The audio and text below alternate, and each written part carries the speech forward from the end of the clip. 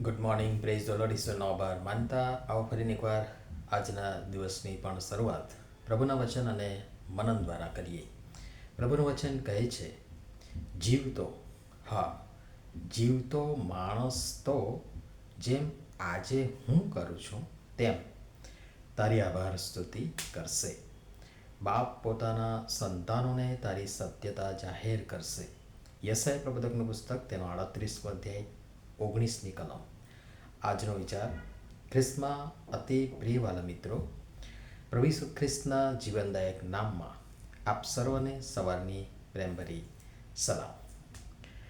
હિજકિયા રાજા વિશે લગભગ બધા જ જાણીએ છીએ અને તેથી બહુ લંબાણથી વિગતવાર નહીં, પરંતુ ટૂંકમાં જે પ્રસંગ છે તેનું વિહંગાવલોકન કરીએ.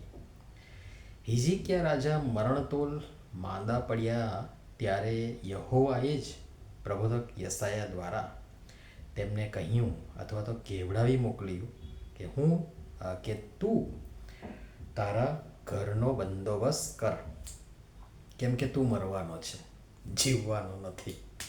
વિચારો, કોઈને અચાનક આવી વાત જાણવા મળે તો તેના હૃદય પર શું વીતી હશે. પરંતુ હિજકિયાએ પોતાનું મુખ ભીંત તરફ ફેરવ્યું, યહોવાને પ્રાર્થના કરી, પોતાના હૃદયની વ્યથા તેમની આગળ ઠાલવી દીધી. એક રીતે કહીએ તો હૃદય ઠાલવી દીધું અને કહ્યું, હું સત્યતાથી તથા સંપૂર્ણ હૃદયથી તારી સમક્ષ ચાલ્યો છું. બીજી બાબત, તારી દ્રષ્ટિમાં જે સારું છે, આપણી મારી કે આ લોકોની એમ નહીં, પણ ઈશ્વરની, તારી દ્રષ્ટિમાં જે સારું છે તે મેં કર્યું છે તેનું સ્મરણ કર. ઈશ્વરની યાદ અપાવે છે અને તે ખૂબ રડ્યા.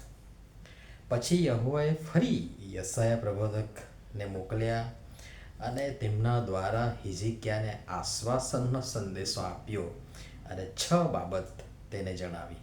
1. તારી પ્રાર્થના મેં સાંભળી છે. 2. તારા આંસુ મેં જોયા છે. 3. હું તારા આયુષ્યમાં 15 વર્ષ ઉમેરી આપીશ અથવા તો વધારીશ. 4. હું તને તથા આ નગરને આસુરના રાજાના હાથમાંથી છોડાવીશ, કારણ કે આ ભય સતાવતો હતો અને જોખમ હતું.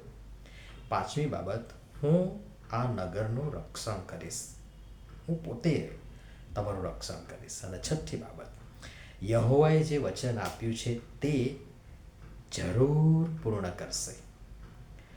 આ ખાતરીની નિશાની તરીકે યહોવાએ આહાઝના સમયદર્શક યંત્ર પરનો છાંયો એ 10 અંશ પાછળ હટાવ્યો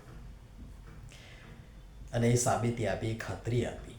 આ મહાન ચમત્કાર પછી, એટલે કે હિજકિયા જે પરિસ્થિતિમાં હતા અને મરણતોલ માંદા હતા, કહી દેવામાં આવ્યું કે આ બંદોબસ્ત કર, તું મરવાનો છે.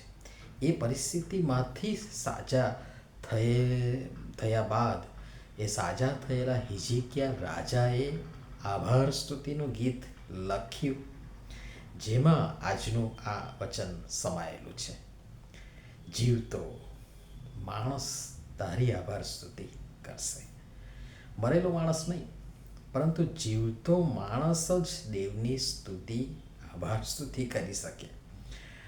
આત્મિક અર્થમાં કહીએ તો જે વ્યક્તિ જીવનની દરેક પરિસ્થિતિ, સારી હોય કે મુશ્કેલ, તેમાં દેવનો આભાર માને છે, તે સાચા અર્થમાં જીવંત છે.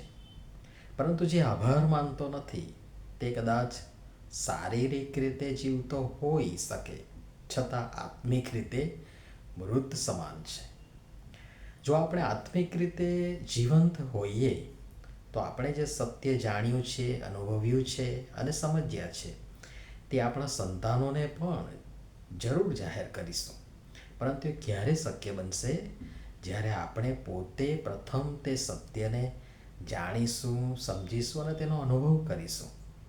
આપણા સંતાનોને સારું આત્મિક શિક્ષણ મળે, તેઓ દેવનું સત્ય જાણે, એ આપણી પ્રાથમિકતા હોવી જોઈએ. પરંતુ એ માટે આપણામાં પણ તે શિક્ષણ, તે સમજ, તે અનુભવ અને સત્ય હોવું જરૂરી છે. જેમ કહેવત કહે છે કે કૂવામાં હોય તો હવાડામાં આવે. તેથી પ્રિય મિત્રો, આત્મિક રીતે જીવંત બનો અને એ જીવન તમારામાં છે તેનો પુરાવો આપવા માટે દરેક સમય, દરેક સંજોગ, દરેક પરિસ્થિતિમાં દેવ બાપની આભાર સ્તુતિ કરો અને કરતા રહો. એ જ યોગ્ય છે અને એ જ ઈશ્વરને પ્રસન્ન કરે છે અને ગમે છે. પ્રભુ આપણને આ સત્ય સમજવા અને તે પ્રમાણે જીવવા સહાય કરે. પ્રાર્થના કરીએ. પ્રેમાળ પિતા, ઘણી બધી વખત અમે માત્ર મોટી બાબતોમાં જ તમારો આભાર માનીએ છીએ અને ઘણી વખત તો એ પણ ભૂલી જઈએ છીએ. પરંતુ અમને શીખવો કે જીવનની દરેક નાની મોટી બાબતમાં તમારો આભાર માનીએ. અમારા જીવન દ્વારા એ સાબિત થાય કે અમે આત્મિક રીતે જીવંત છીએ અને અમારા સંતાનો તથા અમારા આસપાસના લોકોને પણ તમારી સત્યતા જાહેર કરતા રહીએ.